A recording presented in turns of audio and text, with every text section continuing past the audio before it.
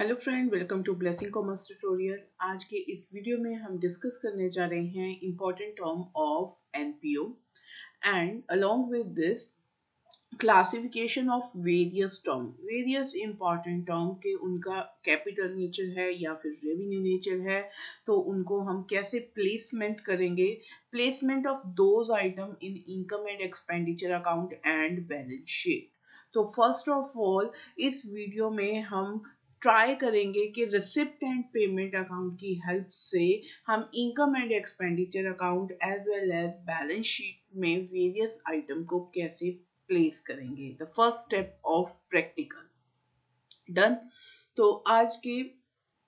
तो ये fourth part है हमारा एनपीओ का। हम रिक्वेस्ट करते हैं कि अगर आपने हमारे प्रीवियस 3 पार्ट्स नहीं देखे हैं तो पहले उनको देखिए, then jump to the fourth part. Otherwise आपको ये नोट फॉर प्रॉफिट ऑर्गेनाइजेशन समझ में नहीं आएगा। स्टेप बाय स्टेप चलेंगे तो ज्यादा अच्छी तरह से बातें जो हैं वो क्लियर होंगी। चलिए शुरू करते हैं। Capital versus revenue items of NPO. ये जो हमने वेरियस आइटम्स यहाँ पे शो कर रखी हैं, ये सारी टर्मिनोलॉजी है जो not for profit organisation chapter में यूज करी जाती है। आपको इनकी डिटेल में जाने की कोई जरूरत नहीं है। आज हम इन सब के मीनिंग भी आपको क्लियर करेंगे, एज वेल एज हम इसकी नेचर क्लियर करेंगे और बताएंगे कि कहाँ कहाँ ये प्लेस होता है। This is the very basic and most important part of the practical, right. तो फर्स्ट स्टेप है हमारे पास सब्सक्रिप्शन। सब्सक्रिप्शन क्या होता है जी? जैसे ही कोई आप ये कह सकते हैं कि आपने कोई मैगजीन ली होगी या कोई ऐसा कोई कहीं पे भी अपनी एंट्री करवाई होगी लाइब्रेरी में, आपको देना पड़ता है, तो एक फी आपको पे करनी पड़ती है उस पर्टिकुलर थिंग के लिए। तो कई एनजीओज, कई ऐसी ऑर्गेनाइजेशंस हैं जो एनपीओ के अंडर आती हैं और जो आपसे क्वार्टरली, हाफ ईयरली या ईयरली बेसिस पे क्या चार्ज करती हैं? सब्सक्रिप्शन चार्ज करती हैं। तो ये क्या है कि आपके पास रेकरिंग इन नेचर है, तो इसको हम किसके अंडर कैटेगराइज करेंगे? रेवेन्यू, इनकम के अंडर। और जो भी आपके पास रेवेन्यू इन नेचर होगा वो किसके अंडर आएगा? इनकम एंड एक्सपेंडिचर अकाउंट के अंडर आएगा। ये बात हमने अपनी लास्ट वीडियो में क्लियर करी थी, ठीक है। तो फर्स्ट ऑफ ऑल आप अपना थर्ड पार्ट देखिए, then jump to the fourth part. तो सब्सक्रिप्शन जो है वो रेवेन्यू इन नेचर की रहेगी और इनकम एंड एक्सपेंडिचर अकाउंट में होगी। Why it is revenue in nature? Because इसकी जो नेचर है वो रेकरिंग है, दोबारा दोबारा दोबारा वो दोबारा दोबारा हमारे पास आती है। तो ये income and expenditure. Next term आती है life membership fee. Life membership fee ये आपको वन टाइम पे करनी होती है, ठीक है। अगर आप किसी भी इंस्टीट्यूशन के क्या बनना चाहते हैं, मेंबर बनना चाहते हैं, तो लाइफ मेंबरशिप फी, तो इसकी नेचर क्या है? वन टाइम अकरेंस है, दैट्स व्हाई ये कैपिटल इन नेचर है। तो कैपिटल नेचर वालों को हम कहाँ पे प्लेस करते हैं? बैलेंस शीट में, liability side of balance sheet में ये आएगा। Endowment fund. एंडोमेंट फंड क्या है? आपके पास एक फंड बना दिया जाता है, मतलब एक रिजर्व बना दिया जाता है और उसमें से जो भी इनकम जनरेट होगी वो एनपीओ के लिए क्या होगी? यूजफुल होगी। तो यहाँ पे फंड की नेचर वन टाइम है, इसलिए हम इसको कौन सी नेचर का लेते हैं? कैपिटल नेचर का। अगेन ये कहाँ पे जाता है? बैलेंस शीट में। Entrance fee. Entrance fee one time भी हम इसको काउंट कर सकते हैं या फिर ये ईयरली बेसिस पे भी होती है। 2 टाइम की एंट्रेंस फीस होती है, या तो ये वन टाइम पे ली जाती है किसी ऑर्गेनाइजेशन में या फिर ये ईयरली बेसिस में। Just like your admission fee of the school. Admission fee कई स्कूल्स में वन टाइम ली जाती है और कहीं पे आपके पास ये ईयरली बेसिस पे भी ली जाती है। जब भी आप नई क्लासेस में आते हैं तो कुछ ना कुछ पार्ट एडमिशन फी का वो लेते हैं, डन। तो यहाँ पे हमारे पास कंट्रोवर्सी है, कुछ बुक इसको क्या लेती हैं, कैपिटल इन नेचर लेती हैं, तो कुछ बुक्स इसको रेवेन्यू इन नेचर लेती हैं। लेकिन आपके सिलेबस में क्लियर कट मेंशन है कि आपको एंट्रेंस फीस किसके बेसिस पे लेनी है, रेवेन्यू बेसिस पे लेनी है, और रेवेन्यू बेसिस है तो आपको इनकम एंड एक्सपेंडिचर अकाउंट में इसको ट्रांसफर करना होगा। डन। बट अगर आपको क्वेश्चन इसको बोल देता है कि इतना पार्ट इसका क्या है, कैपिटल इन नेचर है, तो जो कैपिटल इन नेचर होएगा वो बैलेंस शीट में जाएगा, और जो रेवेन्यू नेचर में होएगा वो इनकम एंड एक्सपेंडिचर अकाउंट में जाएगा। देन बात करते हैं हम डोनेशन की। डोनेशन को हम दो पार्ट में डिवाइड करते हैं, एक करते हैं स्पेसिफिक और एक करते हैं जनरल। स्पेसिफिक क्या होती है कि अगर डोनेशन के साथ उसका कुछ नाम लिखा जाता है, लाइक डोनेशन फॉर बिल्डिंग, ठीक है, डोनेशन फॉर बिल्डिंग या डोनेशन फॉर स्पोर्ट्स बिल्डिंग, या किसी भी तरह की आपको पर्टिकुलर अगर उस डोनेशन का नाम दिया जाता है, तब वो किस नेचर में जाएगी, कैपिटल नेचर में जाएगी। कैपिटल है तो वो कहां चली जाएगी, बैलेंस शीट में। बट अगर डोनेशन के साथ कोई भी नाम नहीं दिया जाता, इट मींस एनपीओ में लोग जनरली आकर डोनेट करते रहते हैं, वो जनरल इन नेचर है, तो हम उसको रेवेन्यू मानेंगे और इनकम एंड एक्सपेंडिचर में डालेंगे इनकम साइड पे। डन। फिर एक वर्ड यहाँ पे पढ़ेंगे, लेगेसी। लेगेसी क्या है, legacy is one time payment, like आपके पास कोई सी की फैमिली में, लाइक कोई, आप लोगों ने स्टैचूज देखे होंगे, statue in the memory of this person, right. तो इसी तरह से कुछ फंड जो हैं वो दे दिए जाते हैं एनपीओ को in the memory of disease person, right. तो किसी के कोई डिसीज हो जाता है तो उसकी फैमिली वो अपनी विल में लिख के जाता है कि मेरा इतना ही प्रॉपर्टी का पार्ट जो है वो इस पर्टिकुलर एनपीओ को जाएगा, एनजीओ को जाएगा, ठीक है, स्कूल को जाएगा, यूनिवर्सिटी को जाएगा, जैसे हमने पहले ही कैटेगराइज करा है कि ये सब कुछ एनपीओ के अंडर आते हैं। तो वो अपनी विल में कुछ पार्ट जो है उस पर्टिकुलर एनपीओ के रिगार्डिंग दे जाता है, तो वो एक फंड बना दिया जाता है। तो ये रेकरिंग नेचर में नहीं है, वन टाइम आता है, दैट्स व्हाई इसको हम कैपिटल बोलते हैं, कैपिटल इन नेचर बोलते हैं, और ये कहां जाएगा, लायबिलिटी साइड पे।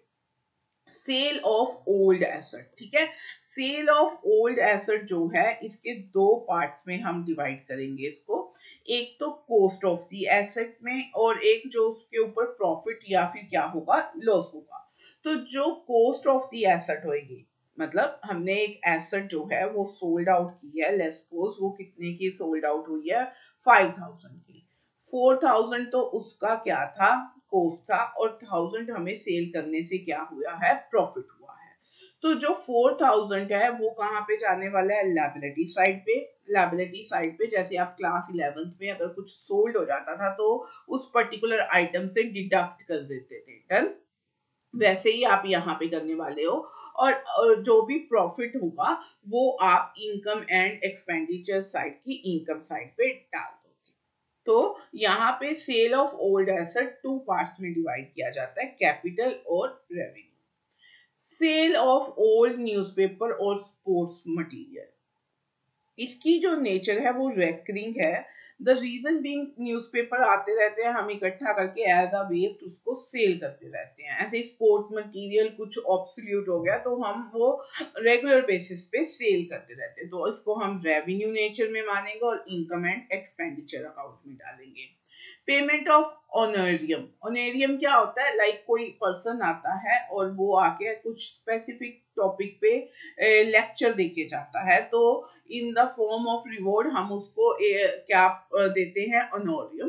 तो इसको हम रेवेन्यू नेचर में मानते हैं और कहाँ पे डालेंगे, इनकम एंड एक्सपेंडिचर अकाउंट में एज एन एक्सपेंडिचर डालेंगे।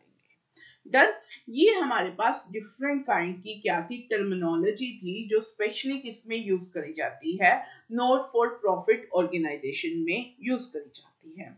अब देखिए प्रैक्टिकल फॉर्म में होने क्या वाला है आपके पास, कि आपके पास प्रैक्टिकल कैसे होंगे, प्रैक्टिकल कैसे होंगे, आपके पास ऐसे एक रिसिप्ट एंड पेमेंट अकाउंट दे दिया जाएगा, from the following cash transaction relating to Royal Club, Greek Park. Prepare income and expenditure account for the year ended 31st March 2019 and a balance sheet.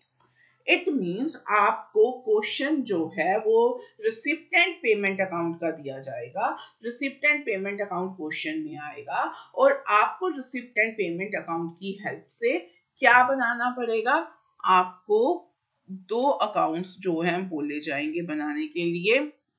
एक तो बोला जाएगा इनकम एंड एक्सपेंडिचर अकाउंट और दूसरा बोला जाएगा आपको बैलेंस शीट। ठीक है, तो बैलेंस शीट और इनकम एंड एक्सपेंडिचर। तो इट मींस जो अभी हमने करा है, तो पहले रिसिप्ट एंड पेमेंट अकाउंट में हम उसको क्लासिफाइड करेंगे कि कौन सी आइटम को इनकम एंड एक्सपेंडिचर में डालें और कौन सी आइटम को बैलेंस शीट में। तो अभी हम डिस्कस करके गए हैं कि कैपिटल जो नेचर की रहेंगी वो बैलेंस शीट में आएंगे और रेवेन्यू नेचर की जो होंगी इनकम एंड एक्सपेंडिचर अकाउंट में आएंगी। डन। चलिए अब थोड़ा सा यहां से कर लेते हैं। लाइक कैश इन हैंड, ये क्या है, ओपनिंग कैश है, तो ये आपके पास किस में आने वाला है, ओपनिंग बैलेंस शीट में आएगा। फिर आपके पास सब्सक्रिप्शन दे रखी है, अभी इस पार्ट को आप ना ही पढ़ें तो ज्यादा अच्छा है क्योंकि अभी हमने ये क्लियर नहीं किया है। तो सिर्फ किस पे ध्यान दीजिए, सब्सक्रिप्शन दे रखी है। तो सब्सक्रिप्शन क्या होती है, आपके पास रेवेन्यू इन नेचर होती है, तो ये इनकम में आएगा, income and expenditure.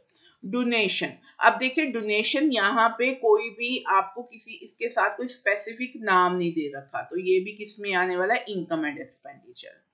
Proceed from charity show, proceed from charity show ये भी आपके पास किस में आने वाला है, income and expenditure. Sale of furniture, यहाँ बुक वैल्यू दे रखी है 4000 और वो कितने का सोल्ड आउट हुआ है, 1600 का। ठीक है, तो इट मींस यहाँ लॉस हो रहा है। तो हमने आपको समझाया था कि दो आपके पास ट्रीटमेंट होंगे, एक तो कॉस्ट का होएगा और एक प्रॉफिट या लॉस का होगा। तो यहाँ पे आपके पास लॉस का केस है, तो लॉस जितना भी हो रहा है वो इनकम एंड एक्सपेंडिचर में जाएगा और बैलेंस शीट में से 4000 एज अ कॉस्ट डिडक्ट हो जाएंगे।